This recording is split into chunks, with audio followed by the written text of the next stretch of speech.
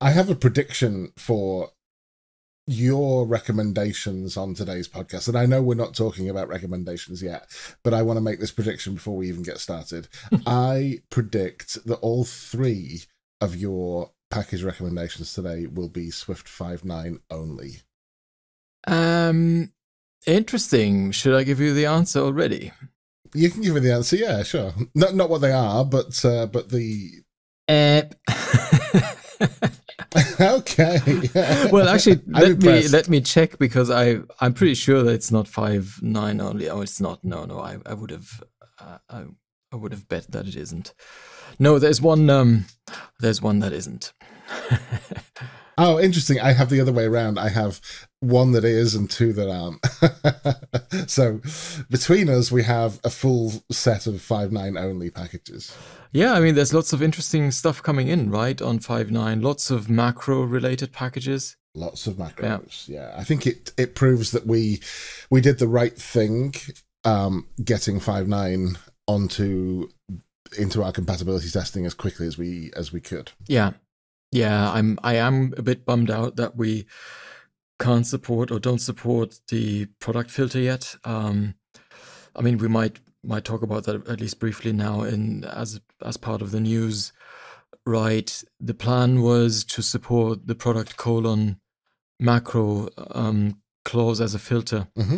But we can't yet, and the reason is that products aren't declared in the macros aren't declared in the Swift package manifest as products. They are targets, and then they get added to a library, and the library is the product. So we have no way of distinguishing them at that level to support our filters, because our filters really look at the products that are declared in a package. We have some thoughts around how to fix that. Unfortunately, the straightforward way of doing that and supporting that is not possible right now, so bear with us. I've seen that some packages actually have macro in their keywords, so if you search for macro, you still get them. You get a decent list, but it's obviously, there are some, I guess there's a package called macro that'll end up in there that has nothing to do with macros themselves. So this is not as strong a filter, and we hope we'll be able to improve it, but some authors have worked towards being discoverable in that way, so that's actually nice. It's also probably worth just mentioning how people can add keywords to their packages, because it's a slightly opaque process of we pick up keywords out of GitHub keywords. So if you would like to add the macro keyword to your Swift package, you need to go to GitHub, add the keyword there, and then we'll pick that up within a few hours. And then once you do a search, on the right hand side of the search results, you can filter on keywords, and if you then hit the macro keyword, then you'll get everything that's tagged with macro. Yeah. But I've been working the last couple of weeks on something that has absolutely nothing to do with Swift 5.9. And it's actually something we've talked about before. And I'm not going to go into a huge amount of detail because much of it is not particularly interesting, but there are a couple of things that I think are worth mentioning. So just to clarify what the feature is, first of all, I've been working on sorting out our Google indexing problems. So Google loves our package pages. It sends a lot of people towards our package pages. And I think it understands that bit of the site really well. And then as we put documentation hosting onto the site, Google loves us less for the documentation hosting. And there were a couple of problems. The first problem was we were hosting multiple versions of each package's documentation. And some of those package documentations are identical, because even though the package has had a new release, the documentation may not have changed. It may have changed, but it also may not have changed. And so Google really hates duplicate content in the index. And so what it saw is okay, here's one set of documentation and here's another set of documentation, and I don't think there's any differences between the two. And it actually started to punish us for that by removing some of those pages from its index, which is what it'll do if it thinks you're trying to game it, which our intentions were true, but our actions made it look like we were trying to game it. So obviously we want to have multiple versions of documentation. That's part of the feature that we built. We want people to be able to go back to previous major versions. We want you to be able to see the difference between the documentation on the default branch and like the latest stable release and that kind of thing. But so the first thing we had to do was let Google know which version of each package's documentation is canonical. And so every page in the documentation, in fact, most pages on the site now have a meta tag inside the HTML that says, if you fetch this page and it's not the canonical version, here is a pointer to the canonical version. So all of our documentation pages now link their canonical page as the latest stable releases documentation. So that was step one. And the second step is then to start to tell Google about all the different pages we have on the documentation site. And that is actually what I want to talk a little bit more about and in more detail about, because that's where it gets more interesting that for people who are not running a package index. Which the first one is like very much a specific problem that we just had. We've tried to fix it. Hopefully, you know, these things, it'll take Google time to trust the site again. And we're already seeing some results, which is good. Pages are going back into the index, but it's a slow process. So before we move on to going into detail about the about how we're going to tell Google about all these documentations, I do just want to mention that we had some contributions on solving this canonical URL problem from Toby Herbert, who noticed several issues with our canonical URLs, mainly to do with kind of casing, letter casing in some of the URLs, because we honor the case from GitHub of like, if you have your owner name and your repository name with a specific case, we honor that, and our canonicals, we're not honoring that correctly. So in addition to some of the work that I did on that, I'd also like to thank Toby for all of his work on that. That was incredibly helpful. Most helpful actually was spotting the errors, which is always difficult. So yeah, the bit that I actually wanted to talk about in a bit more detail is how we tell Google or any search engine about all the pages that we have hosted on our documentation site. And we use a feature, it's actually an undocumented feature of Doc.C for this. And what I'll do is I'll link an article in the show notes from Joe Heck, who documented or wrote up a potential use for this flag, and also how to find and add this flag to your documentation processing. So the flag is emit digest, and if you add that flag onto the end of your documentation generation command, you will get a few extra JSON files in the output. And one of those files is called linkable entities, and it's a collection of effectively every individual piece of documentation in the built documentation that you've just generated. And so what we're doing is we're using that file to pull out all of the paths to every single documentation page in a package's documentation. And then we are creating a sitemap out of that set of URLs. So we're effectively saying, give me all of the URLs in this documentation, and then we'll make a sitemap that will tell Google, look at all these different pages that we have underneath this package's documentation URL. And if Google then goes and fetches those, it will get correct canonicals for all of those. So we're hoping that the combination of those two things is going to be a good fix to the Google problem. But the reason I wanted to mention is this flag is that it is something that you may want to run yourself. So if you are creating Doc.C documentation, you might want to extract or to generate this file as part of your documentation build, so that you can have a sense of all of the different paths in your documentation, so that you might create a manual curation of here are the most interesting bits of this documentation, or maybe the order in which the documentation gets presented. And again, Joe, in that article that we're going to link in the show notes, he has a good good bits of advice on how you can do that in the real world.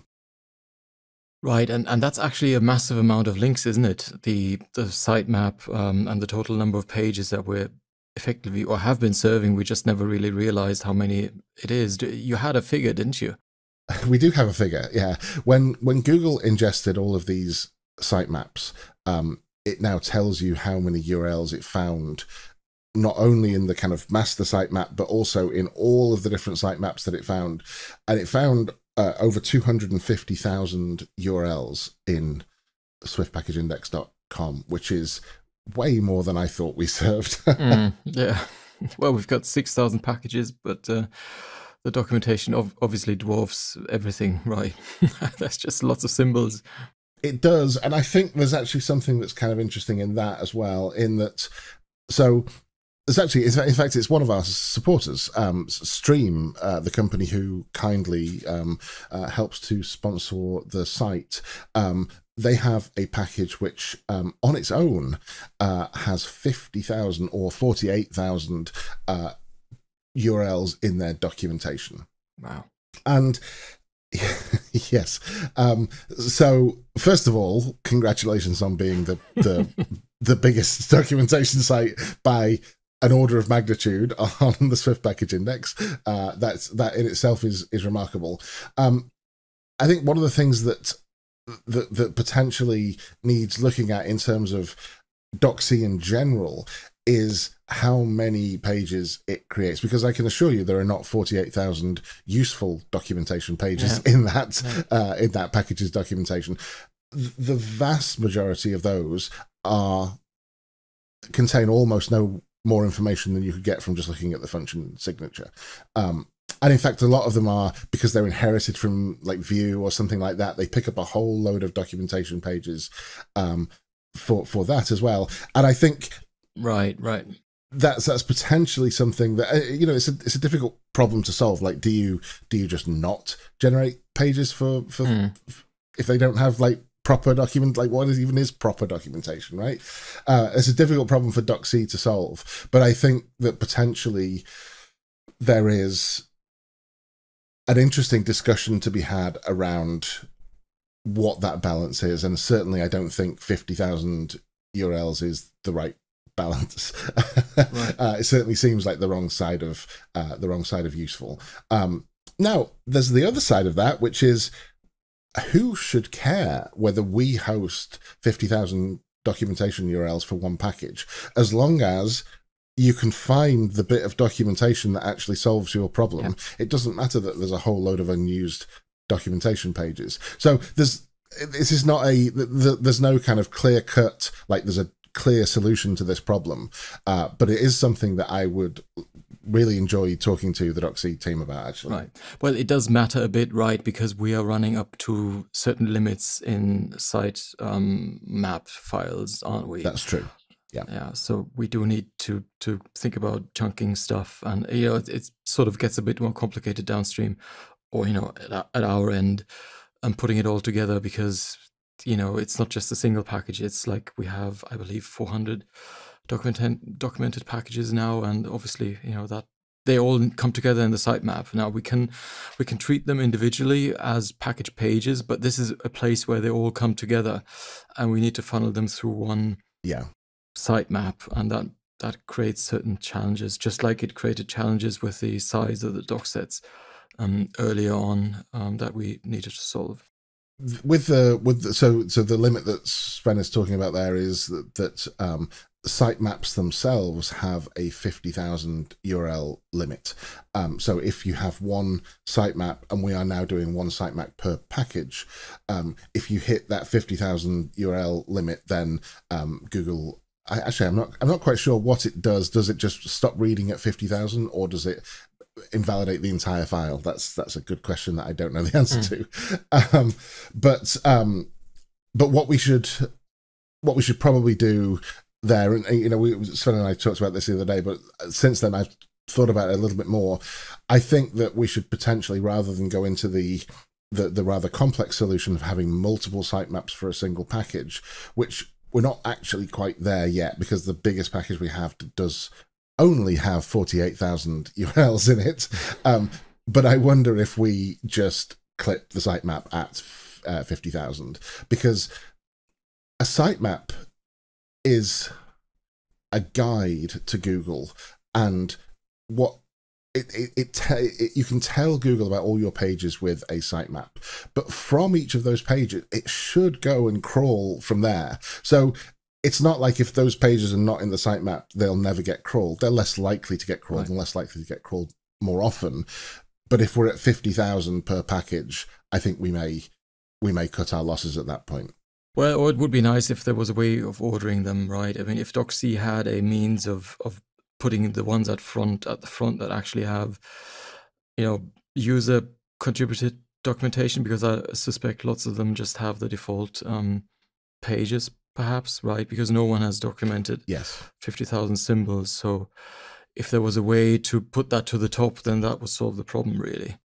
It really would. And at that point, we could potentially even say, well, actually, the maximum that we'll have is, let's say, 10,000 or something like that. But yeah, you know, there are lots of different ways to solve this problem. But I thought it was an interesting point of discussion, first of all, and secondly, that people may not know about this emit digest flag at all, because it is an undocumented flag. Yeah. Nice. Well, the other thing we can briefly talk about, I suppose, is the big thing that happened last week, right? visionOS was released, like the SDK was released, and that happened a bit sooner than I thought. Are you saying that the release of visionOS is more important than my sitemap? Well, you know, it's funny. I'm interested in this, but I haven't actually watched a single WWDC session about visionOS. I've been more interested in some of the 5.9, the macros stuff, tooling, and I thought about this. Early on when iOS, you know, the SDK came out, I dabbled a bit with it, but I've always been interested in writing apps and creating that, and I've done a bit of that, but I always ended up drifting towards tooling, and I think this time around I'm leaning in, because it seems like, you know, it's the gold rush again. I suspect it will be, to a degree, right? When this becomes really mainstream. I mean, the $3,500 device won't be the thing that starts this, you know, bringing AR apps into the mainstream, but the subsequent devices will. So at some point, I suspect we'll have another gold rush where people come up with cool app ideas and put them out. But I feel like I'm going to be the one that sells the shovels and not the one that's going after the nuggets. And I think with the index, we're in a good position, and we actually have started shoveling a bit, right? We have rushed to start supporting visionOS on top of the 5.9 that we've just added. Yeah. I mean, we weren't completely caught by surprise, but it came earlier than I thought. I thought when they said later this month, I really thought, well, it's going to be this week that it's going to drop. Right. But it happened, you know, just 1 week after WWDC. So yeah, do you have any plans? Are you curious about visionOS and building apps? Yeah, I'm tremendously excited about the platform.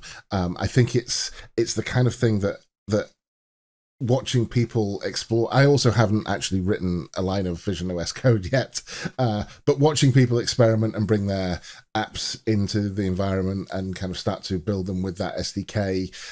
But actually just thinking more about, now that we have a road that we're kind of, we've got a wheel on the road towards what AR could potentially become one day. And I am quite excited about what AR could potentially become one day, and this is the start of that path. And so while I haven't written anything yet, and I don't have any plans for a visionOS app, I am quite excited about it. Yeah. Well, it's certainly, I mean, the samples look nice. I think I came out of WWDC a bit unconvinced regarding the use cases. I mean, we had the discussion beforehand, and I recall saying I'm really curious what Apple are going to present as the use cases, and I don't think that has truly happened yet. Perhaps, who knows? I mean, there's still time. There's certainly going to be another sort of introduction once it actually ships, so maybe that will change. But I haven't seen any super obvious app, that would make you jump up and say, right, I need this. This is a thing that's totally different from all other apps. Have you seen anything like that? Is there anything convincing? I think the convincing bit is actually the fact that it is going to run what are quite standard apps that you might see on your iPad or your iPhone or something like that. And I think that I think there's two exciting things going on here. We're on a path to a potential very exciting, very futuristic AR type device. But I think that's a long way away still. Yeah. And then you have this potential device that could, I think, be used quite effectively in a work context. And I think having apps around you and having, I think the concept of kind of screens is interesting, and having apps separated from screens is interesting. And I don't think there's any specific app that I'm excited about, but I'm excited about seeing what that work environment maybe looks like. Yeah. Yeah, I mean, I think it's easier to see the useful AR app that'll completely change how you do things once the device is like actual glasses, right? I mean, I think that's for me at least. It's hampered by, I wouldn't walk around with that thing. I mean, even if I had one, right? You're not. Nor should you, and nor do Apple want you to. Yeah, exactly. But I think they don't want you to, because right now it's not that kind of device, right? I think if they were able to ship like real literal glasses, that would change the story of that thing. I think we're sort of seeing right now the prototype version, obviously way more polished than a prototype, that Apple typically don't ship, right? This is like the breakout iPhone on a board with a screen, and all the parts spread out a bit and a lot bigger than it was in its final first 1.0 shipping shape. It almost feels like it's a change in that they actually released this now to give everyone a glimpse of what's to come way earlier. Yes. And I think, I wrote a little bit about this in Friday's iOS Dev Weekly, but one of the things that I was convinced was just it was a feature that was being lined up for whatever AR device that they released. Was last year in iOS 16 they added an AR feature for accessibility, where if you were holding your phone up and approaching a door, it detected the door and it warned you about the door, and it told you the information about the door, whether it was push or pull or that kind of thing. Right. And that was such a clear feature for a headset of some sort. Like nobody holds their phone up in front of them while they're walking around. It's not practical to really do that, and it felt like this is so clearly a feature for a headset, and yet of course the headset doesn't do that. And the reason is you shouldn't be walking around with this headset any more than you should be walking around with your phone in front of you. Yeah, it's not that kind of headset yet, right? That changes the whole pitch. Yeah. I'm confident that we'll see that feature at some point in a device that you are intended to walk around outside it with. Yeah, absolutely. Right, maybe to just bring this briefly back to to what we're doing. So visionOS platform compatibility testing is coming. It's coming along. In fact, the builder tests have just all passed. So there aren't any, we're all set up. We just have to we just need to do a little more typing and then we're done. It's all just typing. Yeah.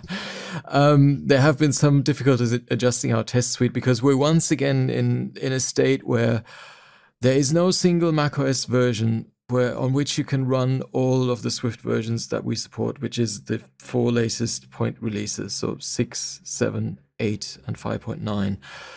And this is just my eternal wish that at some point we won't be forced to update the OS and Xcode versions and then have machines that can only run, a small set of those 4. I mean, ideally it would be even more than 4. I just want this Linux Docker thing where any Linux can run any Swift version in a Docker container. And you're not going to be happy until yes. Oh God, I want this so much. I want this so much. I mean, I do think we need to consider virtualization at some point, because it's getting really, really, it is tricky because it also impacts our regression test suite. It's really hard to keep testing package versions that used to fail on 5.5. I mean, we're not even testing for 5.5 anymore, so I've just moved them forward time and time again to the oldest version that we support. But at some point, you lose the capability to build those packages with the older Swift versions or the newer ones, and the test cases we were actually testing for aren't valid anymore, and it's really hard to keep that regression test in place in some shape or fashion. I mean, because there's still value in the test. It just happens that we don't have a package at the right version or Swift at the right version to still test that. So that makes it quite difficult. And I wish that part of it was easier for our setup, and not having to manage our machines like that and decide which one we're pulling forward. Then we lose capacity on other Swift versions because the latest one can only build 5.9, and so on and so on. And on Linux, we just never have to do anything. It just any Swift version we can just run. Yeah. So we're currently split back across 3 distinct operating system versions. Again, we have Monterey compiling 5.7 or anything with Xcode 13, Ventura compiling anything with Xcode 14, which is 5.7 and 5.8 maybe, and then we now have a Sonoma build machine that is now running beta 2 with the visionOS SDK, which, to bring us back to our original point, we hope to ship soon. Yeah, I mean, by next time recording, we'll definitely have it. I think we'll have it next week, if not late this week. Depends a bit on when we want to pull the trigger to actually deploy it. But it might happen tomorrow or the day after. Mm-hmm.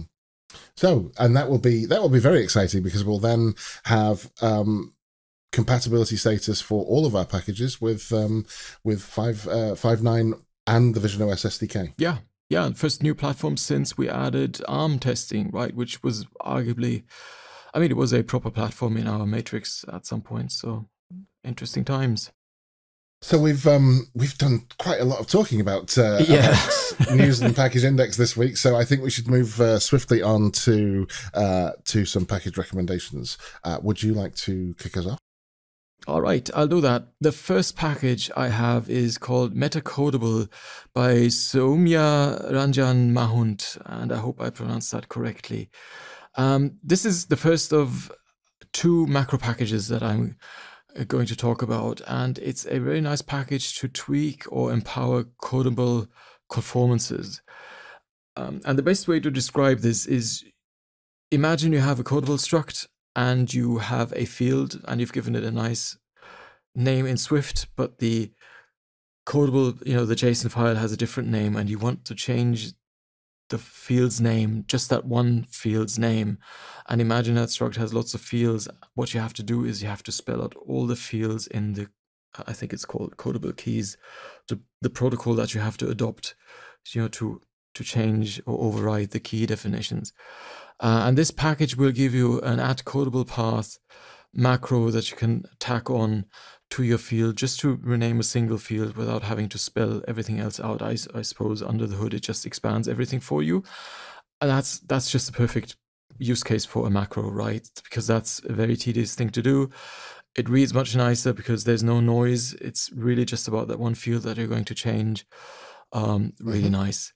It has a couple other tricks up its sleeves. It allows nested paths. So imagine you have a nested JSON struct and you want to pull out something that's like, drill down a couple of objects into the JSON file and then pull it up to the outer layer, so to speak, and to assign it to a property there. It can do that also via the codable path. And there's a codable compose attribute, which is, it's difficult to describe. It allows you to layer or compose different codable types into a common type, so you can do a little refactoring in case you're using object mapping onto JSON structs. It's best to look at the documentation, which is quite extensive, how that works. So it's a really nice package if you deal with these things in Codable, and it's called Metacodable by Soumya Ranjan Mahant. Sounds like a package that's not so much revolutionary, but it's just going to save you some time, right? Exactly. So my first package recommendation is also includes a macro. It's both a very modern package in that it only works with Swift 5.9, but it's also a throwback to the Objective-C days, because it is a macro that wraps an Objective-C function, which is I think a nice little a nice little contrast between the two. It's called Associated Object, and it's by it's actually the second week in a row that we've had a package by P-X9.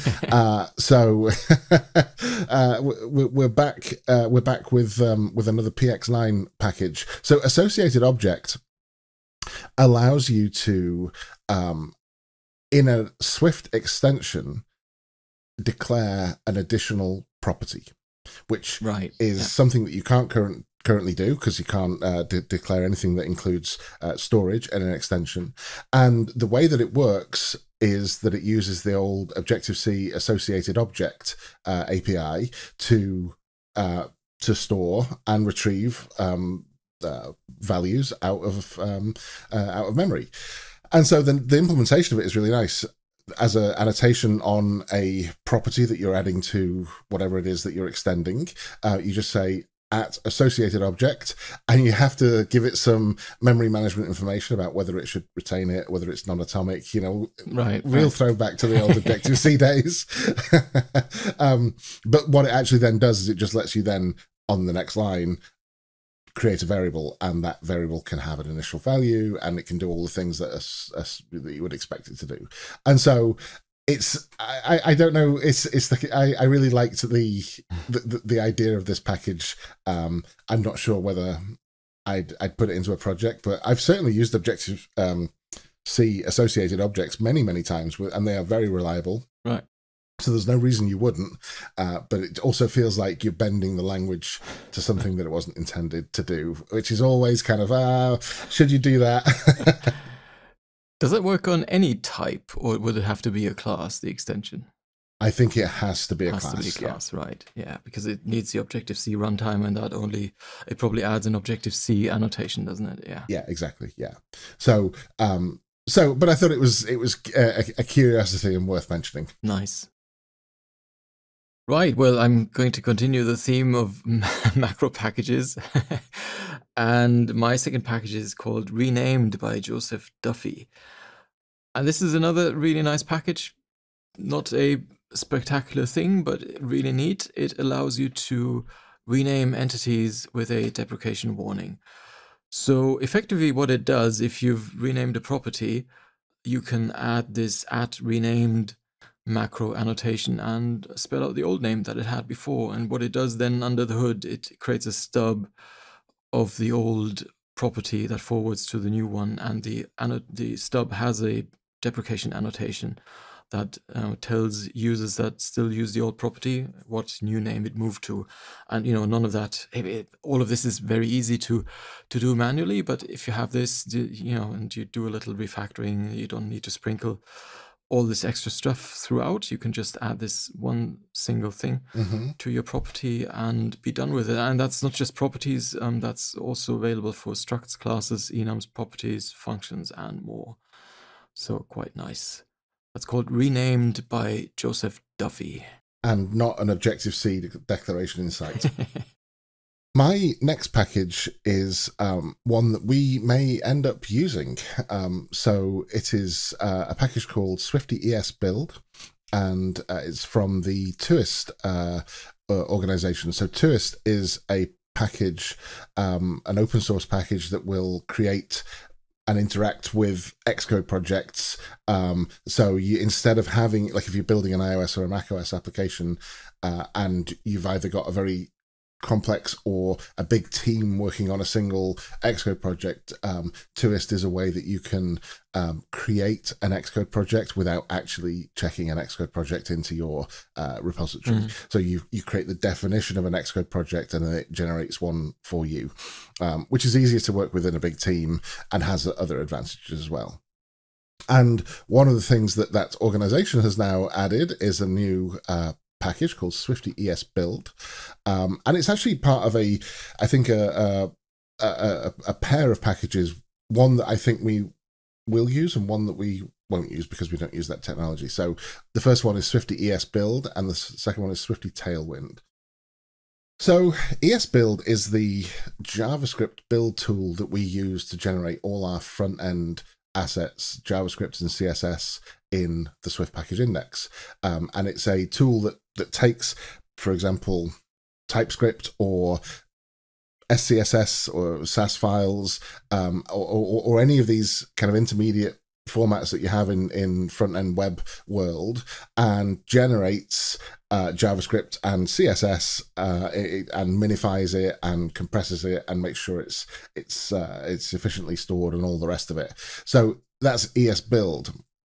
And the way that we currently build our front end is that we have two separate build processes. We have the package build, which compiles the Swift code and generates the Vapor application.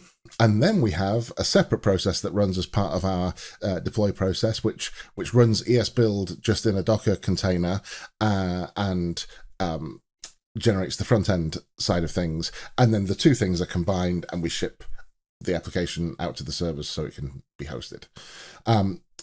What I want to play with is whether we can finally bring those two build processes together using ES build. So this is going to be very specific to people doing web work. I'm going to say web work more than server-side Swift, because you could generate this for any web package. You know, this is not specific to Vapor or server-side Swift specifically, but it certainly is specific to web work. So maybe one slightly off to one side of what most people will want, but it's something that I'm going to look at for the project. Right, and this is I'm not sure if you've said it and I missed it. This is a build plugin, right? That would run in the build phase or something. You're right. I didn't say it, and yes, it is. Right. My final pick is, I'm sorry to say I'm going down that road again, is called Swift Math by Michael Griebling or Michael Griebling. I'm never sure if this person is of German heritage and moved or is actually German. The name certainly looks German. And this is a bit of a follow-up to the package MathJax Swift that I talked about, I guess, at length in episode 27. But this is a bit different, so I want to bring it up again because this is a Swift implementation of a LaTeX math renderer. For those who may recall, the other package is actually using JavaScript's core and web views to do the rendering, and this is based on a JavaScript LaTeX renderer. The advantage of this one is that it's a Swift implementation. It claims to be significantly faster than using web views. It's actually based on another package called iOS Math, which is in Objective-C, but this is a Swift translation of that, but the README specifically calls out that package.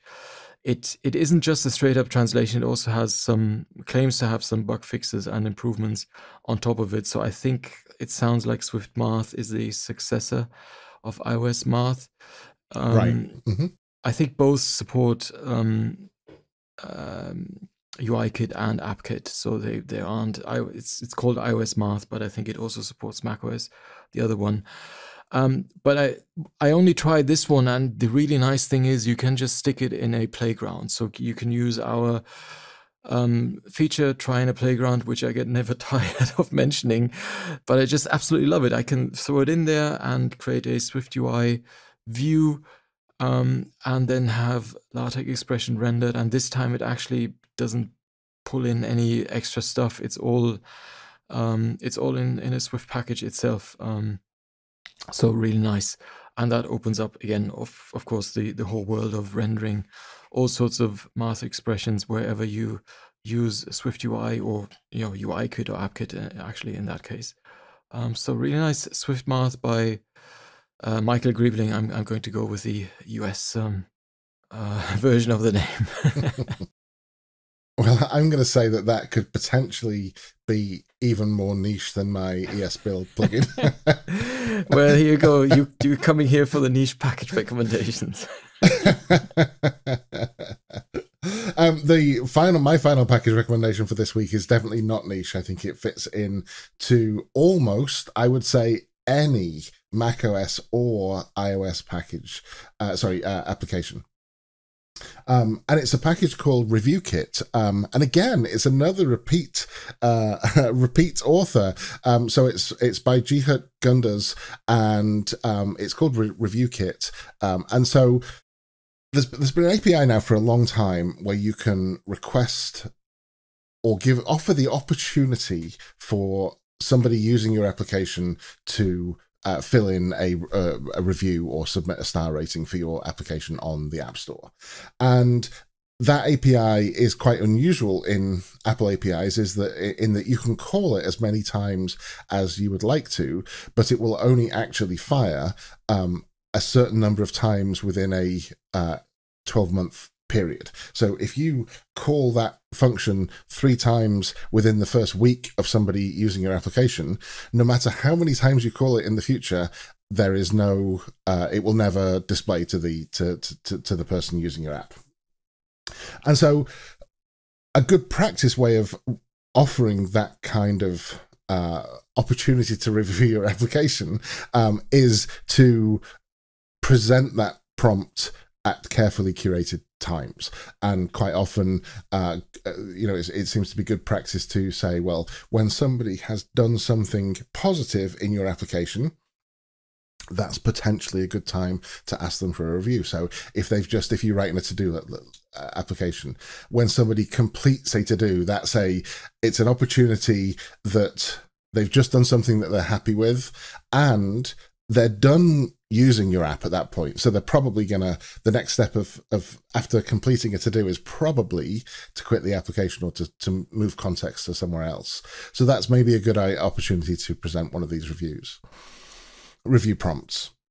And so the package allows you to record positive events and define criteria. So you can say, for example, I'm looking for 5 positive events within the last 30 days, and it takes care of measuring those, keeping track of them, and then if the criteria is hit, it will present, or it will attempt to present, that review prompt for you. Nice. And again, this is the kind of thing that there's no, as far as I know, I haven't looked at the source code, but there's nothing kind of terribly complex going on behind the scenes, but it's the kind of thing that you can just slot into your application and get a better experience for the people using it, and also for you, because these review prompts, when presented correctly, can really make a big difference. Yeah. I've seen story after story after story of people saying, as soon as I put this in, the number of views just started to climb. Like, people do review if you ask them to. As long as you've made a good app, people do it. Yeah, it's nice to have that taken care of, isn't it? Really nice. It really is. And talking of reviews, so I actually had a piece of feedback this week about the podcast, which was really nice. And it was from somebody who was saying that we should be a little more self-promotional in the podcast. And I'm not going to do this every time, but it is just worth mentioning that if you enjoy the podcast or enjoy the package index, then sharing it, liking the video, telling somebody about it. I think more than the traditional like and subscribe, I would much rather, if you enjoy it, just tell somebody about it. That would really be appreciated appreciated by us, and is your opportunity to hopefully, we're presenting this review prompt after a positive experience. Yeah, let us know. I'm curious what people think. Absolutely. Excellent. So until next time. Yeah, see you in 2 weeks. Absolutely. See you then. Bye-bye. Bye-bye.